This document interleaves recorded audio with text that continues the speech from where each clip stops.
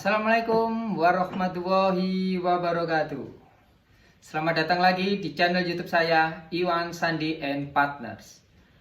Hari ini saya akan sedikit memberikan edukasi hukum terkait lebih baik pilih mana, pakai jasa seorang pengacara atau advokat atau mendaftarkan gugatan sendiri. Sebelum saya lanjut, subscribe, like, share, and comment ya. Oke, langsung saja. Ini ada pertanyaan dari teman-teman kita yang ada di Instagram dan TikTok ya. Menanyakan seperti ini. Pak, lebih baik pilih mana? Kita mendaftarkan gugatan sendiri atau lewat pengacara? Nah, sebenarnya ini tuh relatif ya. Kalau kakaknya terhalang karena dana, karena keterbatasan anggaran untuk mendaftarkan suatu perkara, lebih baik kakak akan mendaftarkan sendiri. Nah, kalau kakaknya punya sedikit uang lebih atau ada anggarannya untuk memakai jasa pengacara, lebih baik pakailah jasa pengacara. Nah, sekarang saya bahas perbedaannya ya, kalau pakai pengacara atau tidak. Kalau tidak pakai jasa pengacara, kakak harus datang sendiri ke pengadilan untuk mendaftarkan gugatan yang mau kakak daftarkan tadi. Nah, untuk mendaftarkan itu kakak membutuhkan buku nikah asli. Ini harus ada ya, wajib buku nikah asli, KTP, KK, dan gugatan. Nah, gugatan ini siapa yang membuat? Ya kakaknya sendiri yang membuat. Nah, kalau kakaknya tidak bisa membuat, dibuatkan di pengadilan. Nah, itu pun berbayar juga. Nah, ujung-ujungnya bayar istilahnya. Nah, itu. Nah, jadi kakaknya terbebani oleh bayar suatu perkara dan membayar gugatan. Tapi ada yang beberapa di pengadilan itu membebaskan biaya gugatan, membuatkan gugatan. Tapi ada beberapa syarat yang harus ada. Nah, itu tergantung ya, opsional karena beda pengadilan, beda cara. Itu yang kalau kakak mendaftarkan sendiri, kakak harus mengeluarkan waktu lebih untuk mendaftarkan itu, untuk mondar-mandir. Nah, itu kalau kakaknya pakai jasa pengacara. Nah, ini yang sedikit saya kupas tuntas.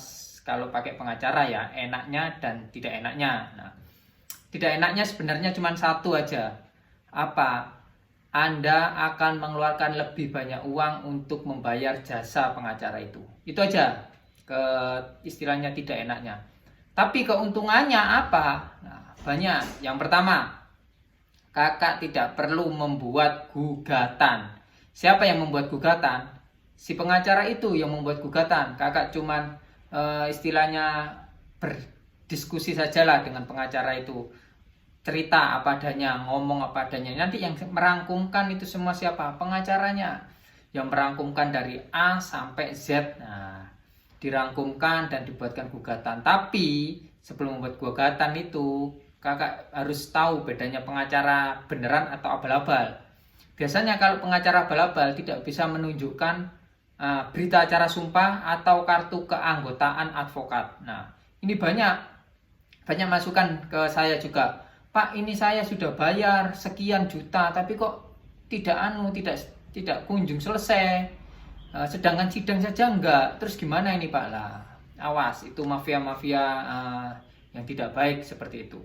Sebelum kakak punya lisensi pengacara, maksudnya itu sebelum kakak mengkuasakan diri kakak ke pengacara itu, tanyakan dulu, benar bisa beracara atau tidak. Kalau benar, mana kartu anggotanya? Nah, anggota apa dia? Setelah itu, kalau iya sudah punya kartu anggota, tanya berita acara sumpah. Nah, berita acara sumpah itu apa? Karena setiap orang yang mau beracara harus punya berita acara sumpah. Itu wajib. Tidak bisa dinego lagi. Wajib itu, wajib hukumnya. Nah, kalau sudah ada itu, barulah kakak bisa mengkuasakan. Nah, sebelum semua itu terjadi, harus ada istilahnya tanda tangan kuasa. Karena kakak mengkuasakan diri kakak ke pengacara itu, harus ada tanda tangan kuasa. Ini wajib, tanda tangan kuasa ini ya. Jadi kita harus mengkuasakan dulu. Nah, untuk mengenai honornya, yaitu setiap pengacara beda-beda. Dan setiap kota juga beda-beda. Setiap permasalahan juga ada case-nya beda-beda juga ya. Jadi kalau mengenai honor itu ya tergantung pengacaranya dan tergantung kemampuan kita untuk membayarnya juga. Seperti itulah. Kembali lagi ya, enaknya apa? Gugatan sudah dibuatkan. Daftar ke pengadilan, kakak didaftarkan. Kakak tinggal duduk di rumah, duduk manis. Ya. Nanti kakak tinggal ngasihkan syarat-syaratnya. Apa itu syarat-syaratnya? Buku nikah asli, wajib itu ya ada. Kalau nggak ada, duplikat. Kalau nggak ada duplikat, surat keterangan menikah. Itu bisa kalau pakai pengacara. Nah, tapi suratnya ini minta di KUA ya. KUA tempat kakak nikah dulu. Setelah itu kakak ini opsional. Kayaknya tidak dibutuhkan juga kakak. Nah, akte kelahiran anak. Kalau kakaknya gugat cerai dan hak asuh anak, wajib ada akte kelahiran anak. Nah, seperti itu. Itu kasihkan ke pengacaranya semua. Nanti pengacaranya yang ngurus. Tinggal selesai. Kakak tinggal duduk manis di rumah. Menanyakan, Pak, gimana? Sudah didaftarkan belum? Nah, ini penting. Kakak harus menanyakan itu. Sudah didaftarkan belum? Didaftarkan melalui apa? E-court atau manual? Kalau manual, mana nomor perkaranya? Kalau e-court, mana nomor perkaranya juga?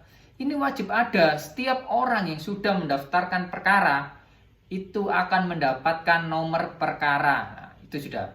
Jadi itu bisa digarisbawahi. Setiap kakaknya mau sidang itu pasti ada nomor perkara. Nah, ini penting nomor perkara ini. Nanti nomor perkara ini akan digunakan untuk pengambilan akte cerai. Untuk masuk ke pengadilan pun kita harus menunjukkan nomor perkaranya berapa. Kita tunjukkan itu nomor perkara. Nah, jadi nomor perkara ini wajib. Nah, setelah kakaknya dapat diberitahukan nomor perkaranya, nah, baru kakak sidang. Sidang pertama wajib hadir ya. Prinsipal wajib hadir. Sudah tidak bisa negosiasi lagi. Prinsipal wajib hadir. Setelah itu prinsipal diperbolehkan tidak hadir. Nah, yang hadir selanjutnya adalah pengacaranya. Sampai putusan, sampai persidangan ini beragendakan putusan, prinsipal tidak perlu hadir lagi, tidak apa-apa, cuman sekali saja. Jadi prinsipal bisa bekerja dengan tenang, yang ngurusi masalahnya pengacaranya, nah, seperti itu. Tapi saksi, nah ini kadang kan ada beberapa saksi, Pak ini saksinya gimana? Pak saya bisa nggak bayar saksi? Nah, jangan sekali-sekali pakai bayar saksi ya.